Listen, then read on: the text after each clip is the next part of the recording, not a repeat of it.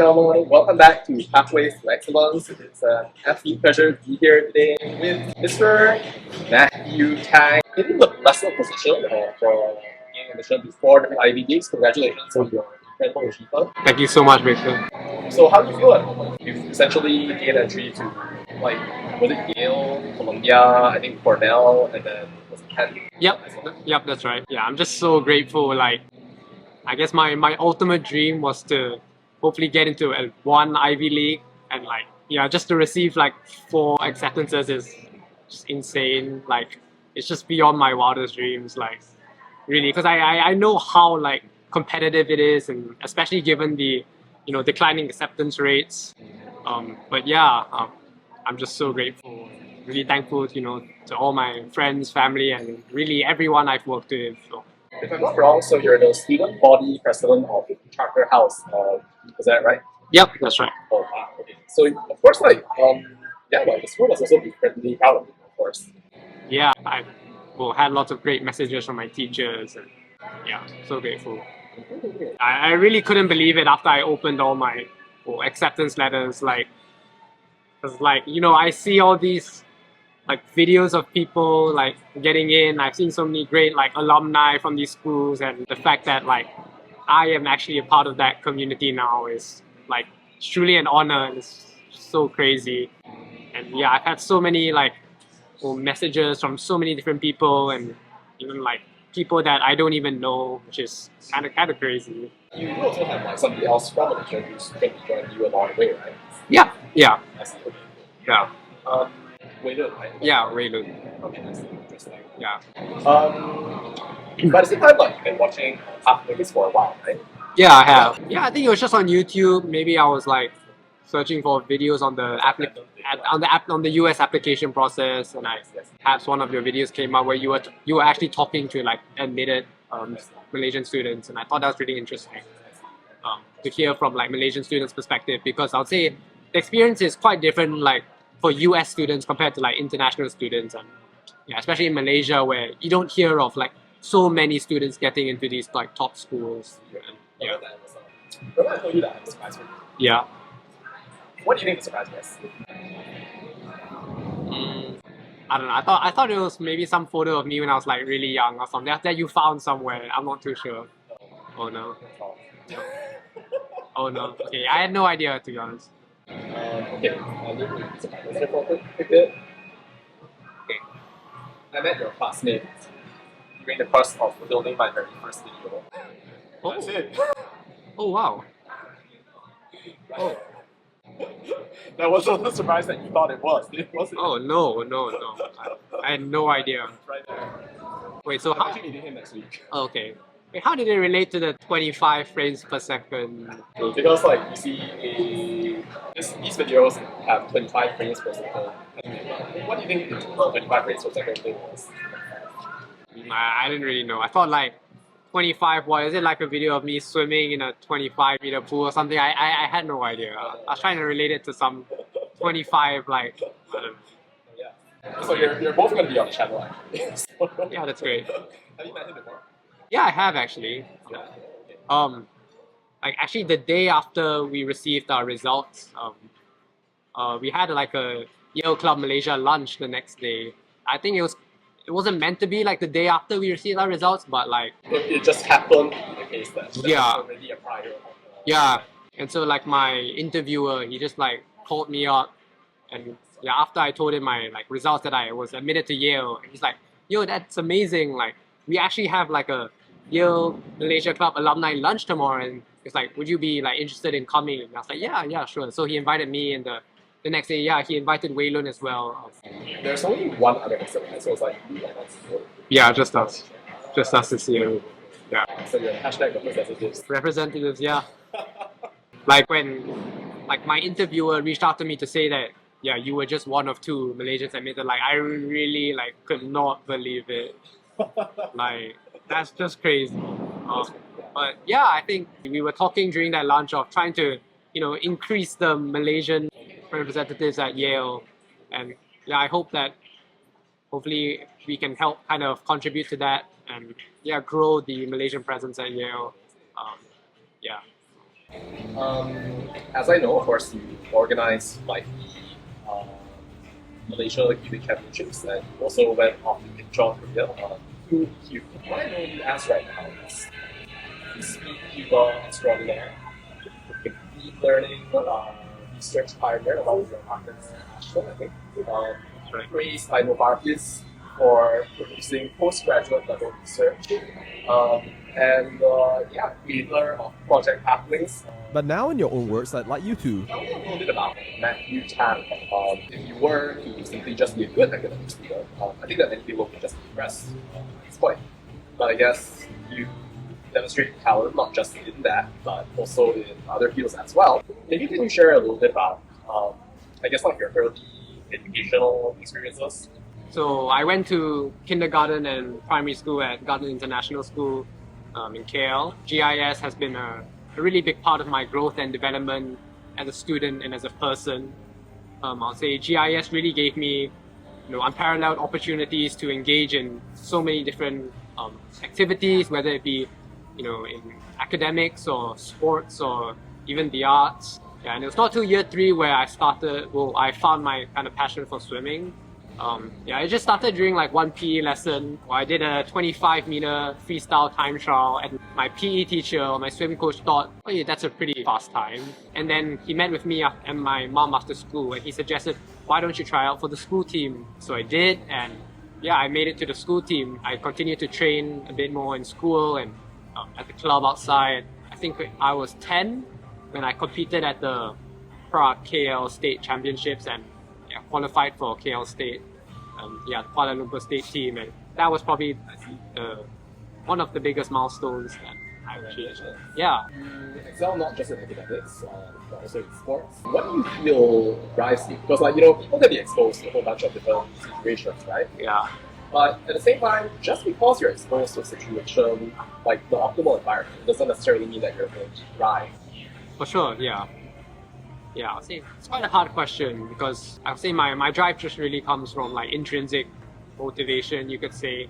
I guess most people's form of motivation is, maybe like winning medals, improving their times, or just, I don't know, getting good results. And I'll say that's always, that's always there, that's always a bonus. I'll say everyone tries to strive for that, but I would say what really, I guess, helped me succeed and what really always pushes me to try and excel in everything I do is that, intrinsic motivation, just kind of like trusting the process, like trying to, I guess, control what I can control and really just like enjoying the process and seeing it all like work out in the end. It's just a really, really like rewarding, gratifying feeling you can't really like describe. Since young, I've always kind of been a high achiever. Like I've always tried to strive for excellence, and I guess I've just always lived by this philosophy where if I want to do something, I want to do it well. So I try and put my best foot forward for everything. Like I don't want to like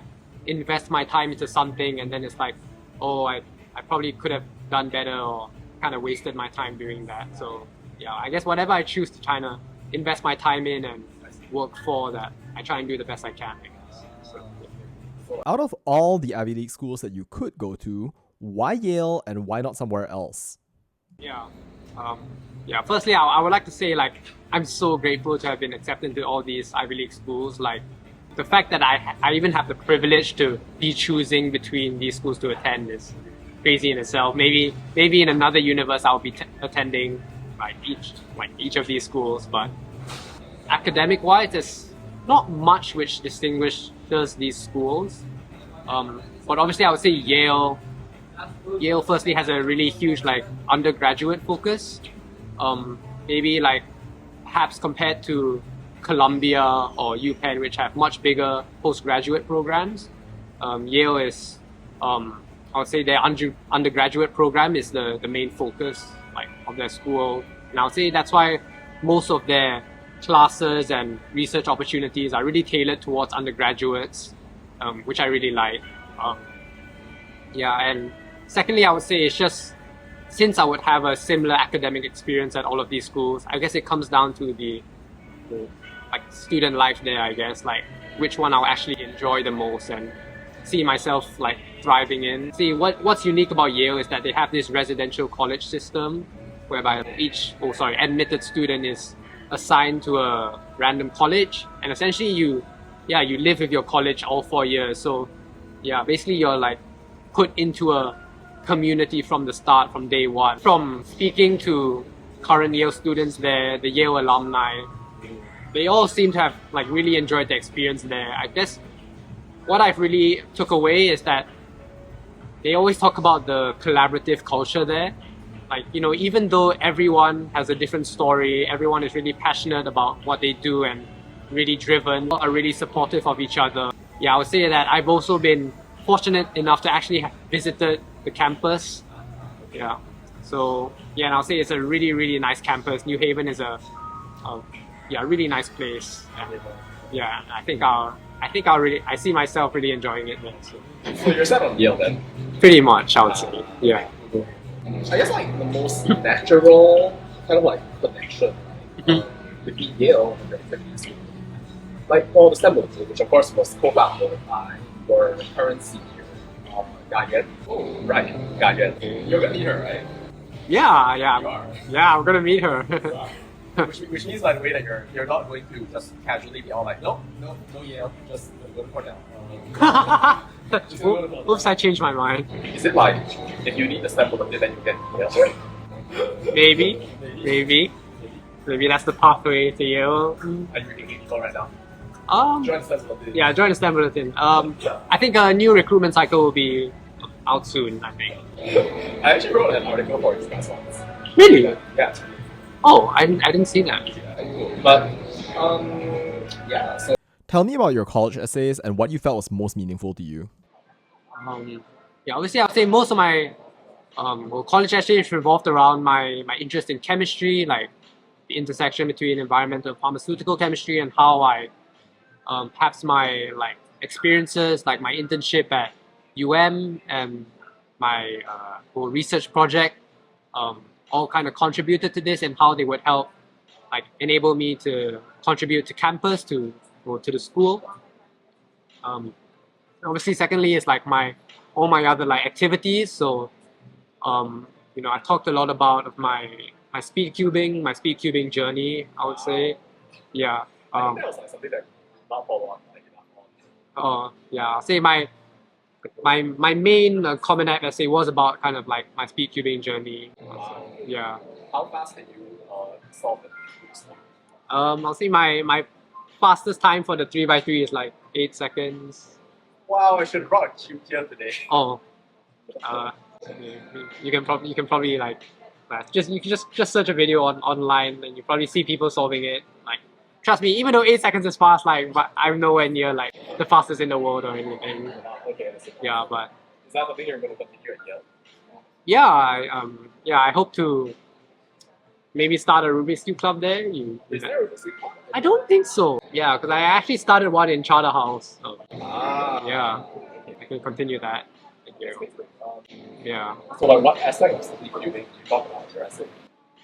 Yeah, I'd say it helped me really find a home or a community. Because I would say for me, you know, I've sort of grown up in the international school kind of stream, and because of that, like, I've had like probably a much different experience as to what a typical Malaysian student would experience. Like, for me, English has been like, well, I was born as English as my first language, and I've always been speaking English, but I've never thought of being able to speak like, say, like Malay or Chinese fluently.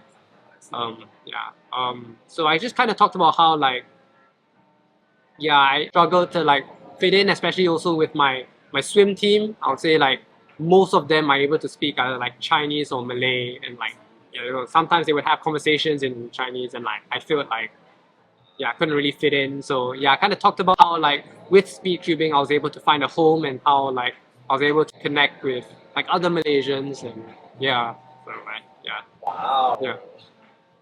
That's really cool. Really yeah. Cool. If Yale sees this video right there, then they'll immediately grant you funding and then basically like start holding like the American Rubik's Cube championships at Yale University. Yeah, that would be amazing. Oh my god. Alright. What led you into, for example, like STEM? Yeah. I would say so I've always been kind of interested in like STEM research.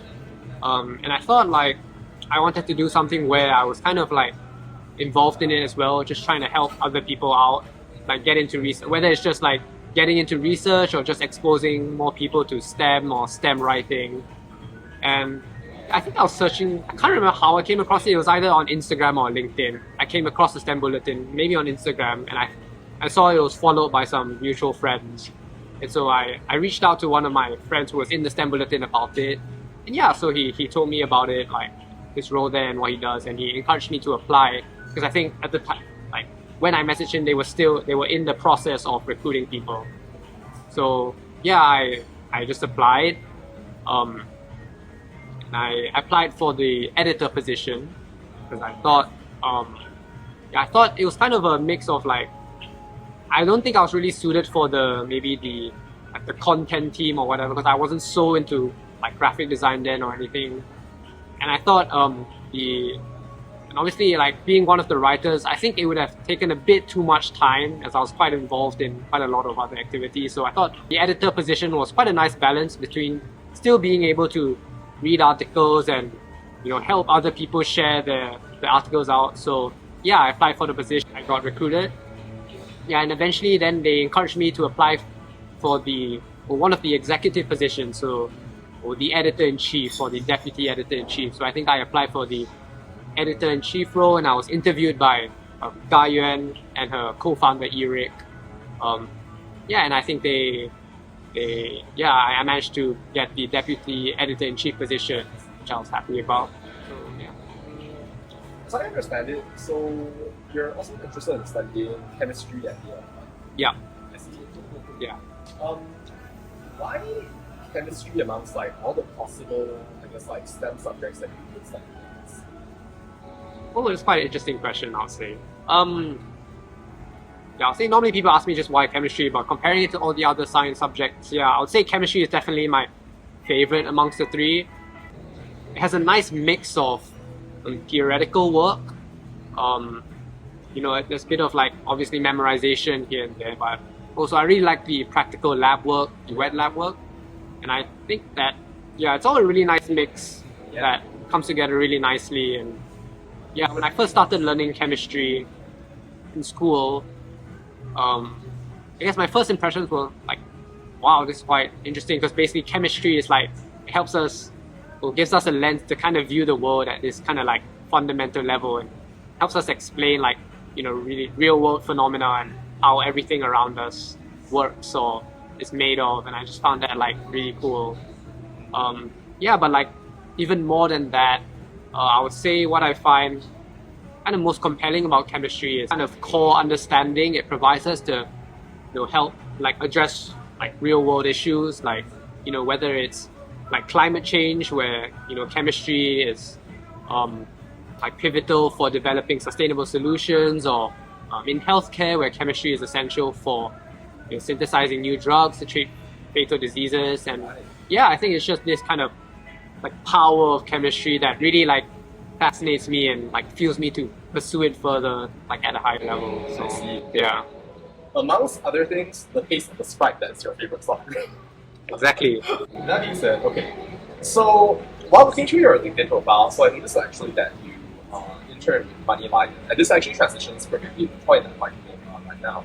I know that it's one of the less AI/machine learning data-focused companies that is operating in Malaysia. One of the reasons why I mentioned like a range of different sciences is that nowadays like science, a lot of it tends to be studied through, for example, like data and like different sorts of techniques right there. And so, when I thought about the project concerning Alzheimer's disease, right?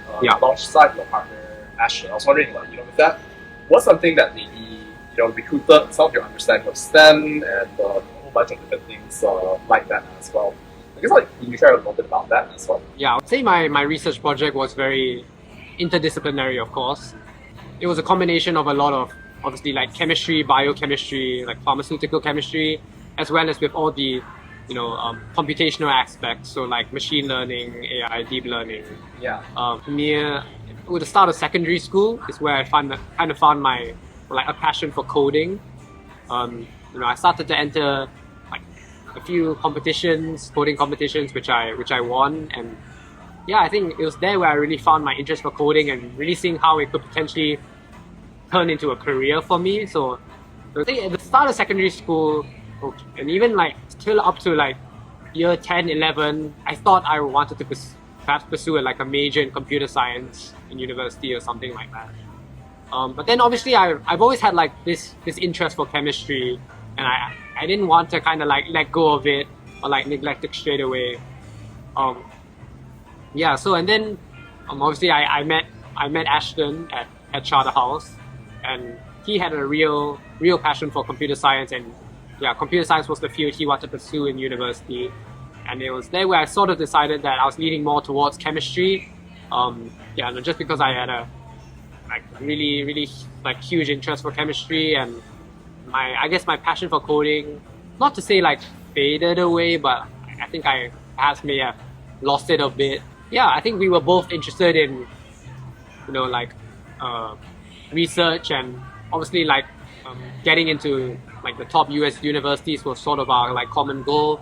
And we thought that like doing a combined research project which combined both our interests would be a really like great like project to do. So we kind of brainstormed like a bunch of different ideas, and eventually like we landed like in this area of like combining like deep learning into the field of like drug discovery, which combine both our passions. And I think the Malaysian internship was actually like my very first kind of work experience of any sort. I actually did it like at the summer before year 11, and it was actually during like COVID lockdown time. Wow, you made lockdown. Okay. Yeah, so like I did it kind of online. Oh, so you didn't actually go into I think they only opened the office like a bit after like my internship ended, which was a bit sad. But yeah, I think that was sort of my first experience, and that was when I really did like a lot of coding. So obviously it involved a lot of Python, like learning about like data extraction, data analysis, and data visualization, which is kind of coding like graphs to visualize your data and kind of tell a story out of your data. And I also learned a lot of like this language called SQL, which is like extracting data from large databases. So, and like while there was like interesting, I would say, like I'm not sure, it was just something about that which like I couldn't really see myself like pursuing as like a career. But chemistry somehow won out. I would say but it's definitely a great like learning experience, and a great part of my journey. Right. So you have like a range of different possible offers. So then maybe let's think about that sort of like thought process of slightly younger Matthew when he was thinking about applying to different universities. I guess imagine that Yale weren't there, right? Like you had a choice between only choosing the geographic destination that you were to go to pursue your higher education, either the US or the UK. I guess would you still end up choosing the US in the end? Yeah. I would say if you ask me now, I would choose the US. But if you would ask me like maybe 1 or 2 years ago, I would still be quite unsure. I'd say both have their like pros and cons. Obviously, if I just talk about maybe the pros of the UK, I would say UK is kind of the traditional route, especially for me coming from a British international school doing IGCSE and A levels. UK is probably like where most of my friends are going, and obviously it's closer to home and everything. And I've just been to like London a lot more, and I'm more familiar with the UK in general. And I would say the US has definitely always been an option, but I would say that has more been like a bigger dream. Yeah, because like I know like how like hard or competitive it is to get into these like US colleges. But what I think I really like about the US is it's like the liberal arts education. I would say like UK is really good if like you know for sure what you want to do and what you want to study. And for me, like although it's like I kind of know I want to study chemistry, like I wouldn't say I'm like 120% sure like that's what I want to do. Like I still have like interest in other fields. And the US, they really emphasize interdisciplinary studies and really encouraging you to explore fields that like you haven't explored before. Which I'm really open to doing. Like, for example, my father, who I really look up to, is a like entrepreneur, investor. So he's really into like business and like investing, that kind of thing. And I would say that's something I'm like interested in, but I haven't really had the opportunity to explore that because like I would say like at IGCSE and even now at A level, I like haven't done any like business economics related subjects. But even so though, you clearly challenge yourself. I guess like to somebody who just look at things like if like another stars and stuff like that. If like somebody's not reading the newspaper, then they just be all like, whoa, kid got 4 Ivy League schools right there. How much time does he spend studying? Are there 25 hours there? Kat Ross, ada 25 jam. Yeah, I was just reading the comments again on the star post. I think someone commented, you can see like, oh, it's like so smart, scary lol or something. It's like, okay, no, I promise you, I'm like, it's not like that. But Is that fair? Like, yeah. Study like quite fair bit. Yeah, I would say I do, although like I promise like I'm not so like hardworking as it may seem in terms of studying. I would say like I tend to procrastinate a lot. I'm not that like perfect kid who just like as soon as reach home just like or like on my desk and like studying all day, all night, like throughout the night. I'm really not like that, I would say. Then still got the 4 Ivy Leagues. Some people are built different. I mean, but yeah, I mean, obviously when it comes to like work, I would say like I always try my best. As in like I'm a bit of like a perfectionist, you can say. Like even if it's just like a homework task I have to do, like I would say I try and like spend as much time as I need to on it, just so that like I really produce the best quality like work that I can. And so like I guess like my teacher like knows I put in the effort and like it goes back to like what you mentioned earlier about like intrinsic motivation. Yeah, like for the sure. whole idea of like shall we say, just having something inside you that that's so cool. Okay, speaking of the Star article then, there are a couple of things that I want to think about. A series of comments basically just asking like why you didn't get into university Malaysia. How do you feel about that? I'm really offended, guys. Like, what do you say to the University of Malaysia right now? I mean, actually, I'm not going to say anything bad because I did do an internship there, guys. Well, just so to put it out there for those of you who may be watching that contributed to that comment section, no, I did not apply to UM, so that's why they didn't give me a place. I see. Okay, the pressure since Now, nothing against UM, but like it's always been my dream to go to the UK or US, so like UM wasn't really an option like for me. I would say. There's a range of other comments as well, but right now, I'd like to kind of like zero in on some of the messages that, in fact, shared in your Star article. You mentioned, if I'm not wrong, to students aiming to secure a spot in the Ivy League, you said that a person has to ask themselves 3 questions and be honest with themselves. Who do you want to be? What you wish to achieve? And what impact do you want to make on the world? If you were to ask yourself these questions, how would you answer? Yeah, I would say that if I answer who I want to be, basically I just want to be someone that really can contribute something like positive to society, to make a difference in the world and to really give back to others. Because I would say like I really wouldn't have made it to where I am today without the help of like these different communities, whether it's the swimming community, speed cubing community, my family, friends, my school, as well as like so many other different communities. And I think it's really important for us to realize that without these, we really wouldn't be where we are today. So I think it's really important to, give back to them and to use what, you've learned, you've experienced to kind of like, contribute back. Because I would say that's how, as a society, we keep growing, we keep developing, and that's how we progress further. So I would say. As you think about your sort of like short-term goals and like also your long-term ambitions, I guess like, well, what do you have in mind? Yeah.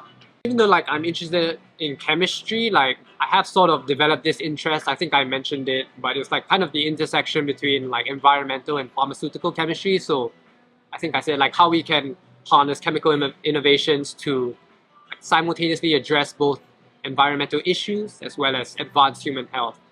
And I'll say like those are the two fields that I really want to contribute to, because like, you know, firstly I would say the environmental chemistry field, like, yeah, I would say that just growing up in like Malaysia and KL in a tropical country has really like opened my eyes as to the really severe impacts of climate change. You know, we are at a stage where, you know, like temperatures and humidity levels are like unprecedented, and I really don't want this to like affect or impact our like future generations and like their kind of quality of living. So yeah, I really hope to contribute something that will help like combat this issue. And yeah, I guess like moving on to like the pharmaceutical industry, obviously like human health, I've like experienced or had a lot of friends and family members like go through lots of like fatal like illnesses and diseases, and it's just really like heartbreaking to see them like, you know, go through this, whether it's like, let's say cancer or even Alzheimer's disease, and like there's still like no cure for these diseases. And that just really like blows my mind to see that how like it's like kind of 2024 and we're actively trying to look for solutions to like solve this. So yeah, I really hope I can like contribute to that as well. So When you think of Yale and right, where do you see, I guess, like your education assisting you in, I guess, like achieving like those dreams, those aspirations? I really like how Yale like offers like a plethora of research opportunities.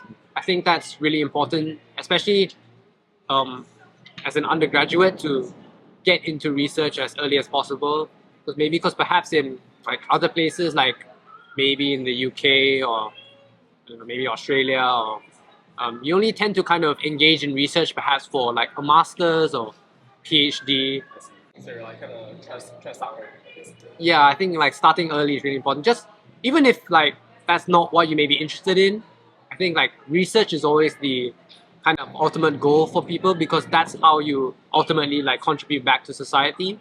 So I'll say all our discoveries, inventions, like technologies are like they all stem from research. And even though like research is a really like rigorous and like daunting process, I would say like the whole process of trying to like identify a gap or problem in the world and trying to formulate kind of a like method to or solution to try and address it is like really rewarding, I would say.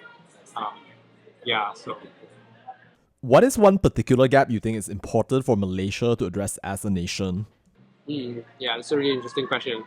I would say it even just starts from the education system, especially for like SPM. I would say I'm not too like well versed in it, but I do have like friends who have done SPM and who are taking it. And I would say like I find it quite kind of like unbelievable that at the age of what is it, like 15, 16, you really have to choose which kind of stream you want to go into, like science or humanities. I think it's really important to expose, especially like from a young age, expose like children to like all sorts of different fields in the world, and not have to like be forced to pick one. Like you shouldn't have to like decide at it. Like it's kind of crazy how like you have to decide at such a young age, oh, like I want to be like a science student, like I want to go into STEM, or like, oh, I want to be like a like history student or whatever. Like yes, like obviously like ultimately you will kind of filter out different fields and like go through one path, but like just even like learning about all sorts of different fields is really important, because I would say like ultimately like everything is like interdisciplinary, like everything kind of links together. Like you can't have like knowledge, for example, of economics without having knowledge of like maths, kind of maybe like parts of like politics, and like they're all kind of like interlinked. So So I would say like just making sure that students are exposed to a variety of different fields, and also perhaps trying to maybe mirror some of the systems that the UK and US systems use, in that, so that education is more holistic. Like, education is much more than just kind of like reading a textbook and just kind of regurgitating that on the paper, but like more about seeing how what you learn is applied to the real world, how it can help solve real world issues, and kind of just like, yeah, having those discussions, whether it's with your peers or teachers, I think would really help and benefit. So yeah. For sharing that. So I guess like as we kind of come to the close right here, and I guess if you were to say some words of advice that will stand the test of time and the generations to help increase the presence of credentials at Yale, or for example, like any other top university, I guess like what kind of advice would you give to young people out there who may be looking to you as a role model? Yeah, I would just say like, firstly, like just dream big. I know that may sound like cliche, but really like, even though like it seems like I have kind of achieved my dreams and like everything is like so in the limelight. Like I promise you, like it's not what it like seems to be. Like even though I have many like amazing achievements and I've accomplished so many great things, I have really like gone through like really a lot of challenges and like failure, I guess you can call it. Like life is a really rough journey, like, and especially with the US application process, like, or university application process in general, it's a very, very stressful, daunting experience, and you will face lots of failure and rejection. But I promise, like, just keep working hard, and I'll say really like it's a real test of character. Just remember to always like stay humble, be nice to people, like just and always just kind of believe in yourself, and I think like everything will work out in the end. But yeah, you just kind of don't know it yet, I would say. Yeah. I heard somewhere that like rejection is redirection. Yeah, I kind of experienced that quite early on in the application process with one of my UK schools that I was really aiming for, but unfortunately I didn't get in. And yeah, I was really quite sad for a long period of time, but yeah, that's where I learned that rejection is redirection. Like there's so I know, which I'm so grateful for. Like, but really like, and keep your options open. Don't just limit kind of yourself to one school, because like your whole self-worth and like validation shouldn't be placed on where you're going to school or university. Like there's so much more to life than just that. And yeah, like if you keep your options open, like I promise you there's so many other places that perhaps you may not have even seen yourself like going to. And so yeah. Last question for you, that do you have any, for example, causes, projects, ideas, thoughts that you want to share with the audience, or that maybe like people to know about? Yeah, I would say perhaps one big part of my application was my recommendation letters. I think one of the benefits for me of going to Charterhouse was that it was a smaller community, so there were smaller classes, and because of that I was able to form like really strong relationships with my teachers.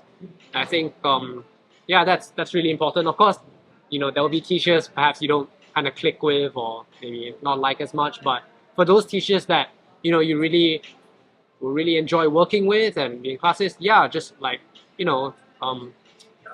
keep on talking to them, because you never know when you could use their help.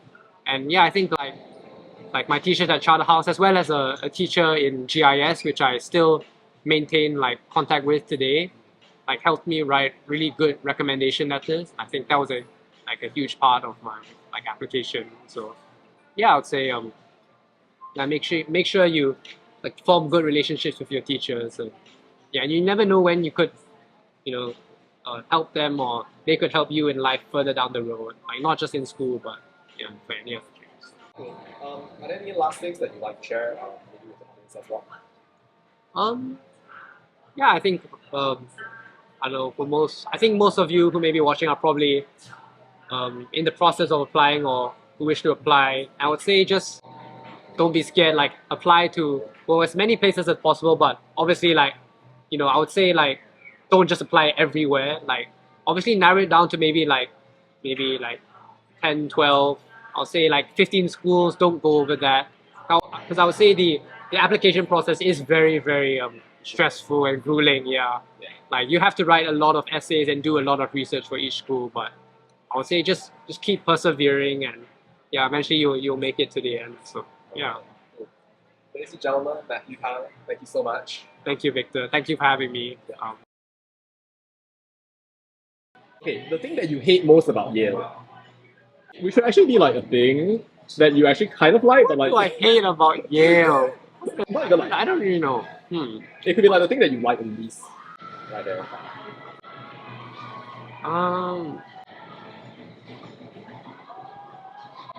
Actually don't know. Right? There's too many good things about Yale. That's what we call college loyalty. No, I actually don't. I don't know what I don't like about Yale.